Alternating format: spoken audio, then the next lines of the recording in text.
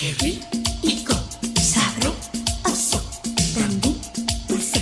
Qué rico, rico, rico, rico, rico, sabroso, también dulce. Qué rico, rico, rico, rico. Bienvenidos, queridos amigos, a su espacio de reflexión y análisis, Qué Rico Show. Como todos los días, recordamos que nuestros programas son retransmitidos por los amigos de la radio comunitaria www Radio Comunitaria los días sábados a las 8 de la mañana, intercalados con muy bonita música.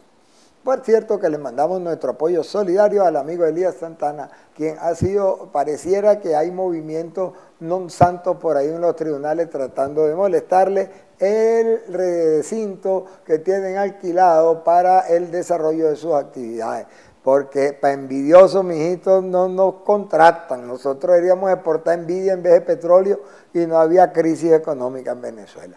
Bueno, seguimos con la campaña electoral. Yo creo que es lo central, lo fundamental de lo que está pasando en el país.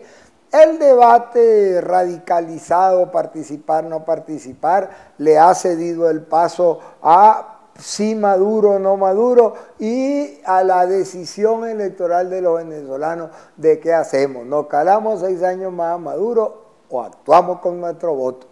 Nosotros hemos levantado, nosotros todos, pues, los que andamos en esta onda de participar, una idea de que el debate ideológico contra el régimen se centra en que el voto es el principal instrumento de lucha del ciudadano.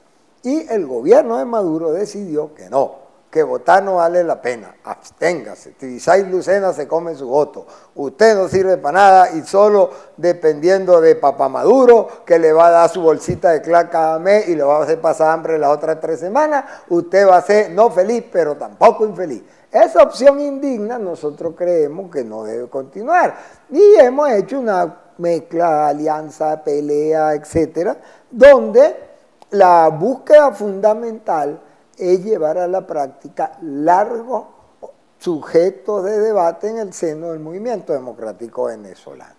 Voy a desgranar eso un poquito. En la mesa de la unidad democrática, en la cual yo participé en algunos debates, sobre todo cuando estaba el señor Jesús Chugo Torrealba de secretario general, y incluso después también me tocó representar al Partido Avanzada Progresista en algunos de esos debates, no mucho, gracias a Dios. Se dio una discusión muy interesante. ¿Qué tipo de gobierno urge en Venezuela? Mire, ¿sabe usted que concluyó todo el mundo ahí? Búsquenlo porque hay declaraciones de todos esos dirigentes. Un gobierno de transición, que no haya reelección, solo uno de los candidatos inhabilitados dijo que debería haber reelección un solo periodo, pero todo el mundo de acuerdo con que sea de transición, con que sea unidad nacional, con que sea de reinstitucionalización del país, con una política económica que le dé al traste con el fracaso del socialismo del siglo XXI y que además no se reelija. Bien, usted sabe que ese programa político que fue discutido y además acordado, solo fue llevado a la práctica por un partido, dentro de la MUD y fuera por otro, me refiero a Avanzada Progresista. Y por un nuevo tiempo un poco, decía que sí, decía que no, decía que sí, decía que no. Pues bien, nos tocó después debatir la participación en las elecciones regionales. Y bueno, se impuso una tradición allí que a mi gusto yo no estaba de acuerdo con ella, que eran las elecciones primarias. Vamos a las elecciones primarias y nos gastamos todos los reales, gastamos todos los insultos y se montó una maquinaria autodestructiva que aún no se ha desmontado.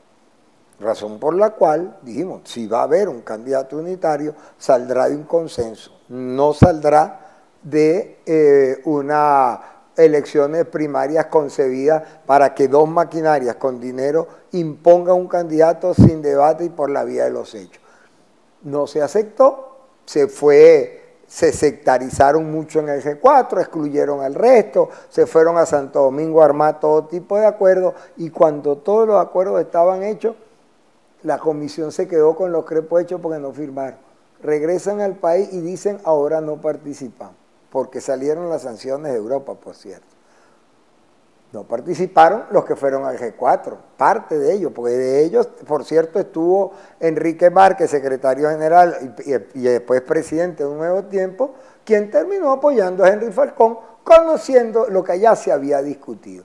Es decir, que hay un debate que se dio sobre participar o no, sobre las condiciones o no, sobre la vía para el enfrentamiento del gobierno de Maduro y cómo salir de él, que nos encontró en el año 18 con una decisión tomada. Una decisión tomada que arrancó, por cierto, 2 y 3 años atrás, cuando se decide crear un partido, 7 años atrás, se crea un partido, y cuando se crea un partido es para llevar una propuesta política al gobierno. Además nada, se crean partidos, salvo unos señores que crean colectivos de electores para que los elijan de diputados, de concejales, y entonces reparten contraticos. Pero si usted crea un partido político nacional es para ir al gobierno. Pues ese partido, que se llama Avanzada Progresista, se legalizó por la vía de la validación. Todo el mundo le decía que no se podía validar, que no lo hiciera. Después que validamos, todos se pusieron a validar. Y por cierto, todos nos agradecieron el apoyo que le dimos en Lara para que trataran de validar, cosa que solo logró Acción Democrática, en Lara me refiero. Pues bien, ese camino democrático, constitucional, pacífico y electoral tiene hoy en día una propuesta con programa político, con programa económico y con programa de gobierno que absorbe el debate de la MUD. Me refiero a la candidatura de Henry Falcón.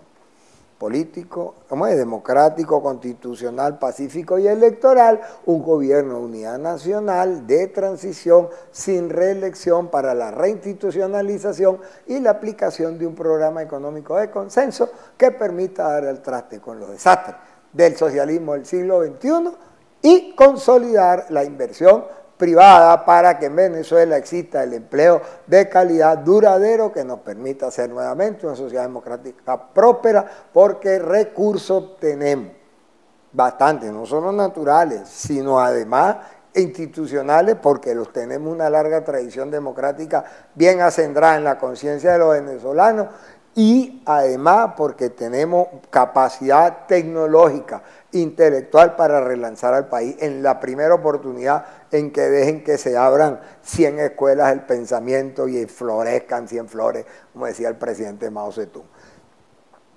Yo sé que cuando hay un debate tan enconado como se dio contra Henry Falcón en las redes sociales, uno sabe que no se está discutiendo nada de eso, de si las condiciones o no las condiciones.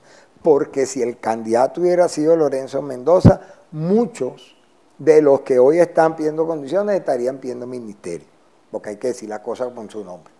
Pero ayer dijo un presidente de Fedecámara en Globovisión, es que él no despierta emociones refiriéndose a Falcón. A mí ese tipo no me emociona, entonces yo me abstengo. Bueno, es un derecho humano, pero convocar a una política nacional de abstención porque el señor no pertenezca a su equipo, creo que le queda corto. Creo que me refiero a Jorge Roy, querido amigo y todo, pero que creo que se equivocó, de cuadra a cuadra.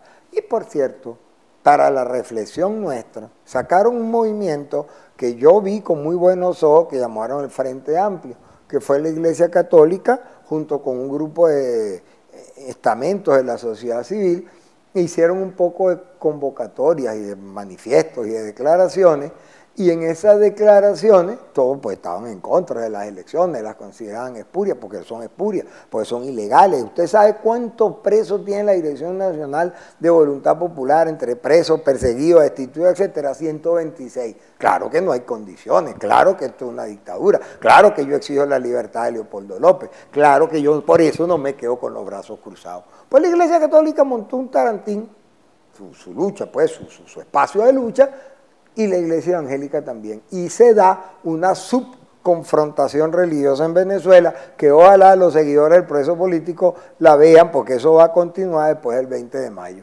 Pero lo cierto es que todo, mire, universidades, academias, sindicatos y asociaciones gremiales, las usaron toditas, y federaciones de centro, convocaron a una gran cantidad de movilizaciones que incluía una novedosísima forma de lucha que se llama rueda de prensa, es decir, un grupo sin política, un grupo sin posibilidades de unidad, porque todavía no han cerrado las heridas que lo llevaron del 30 de julio al día de hoy.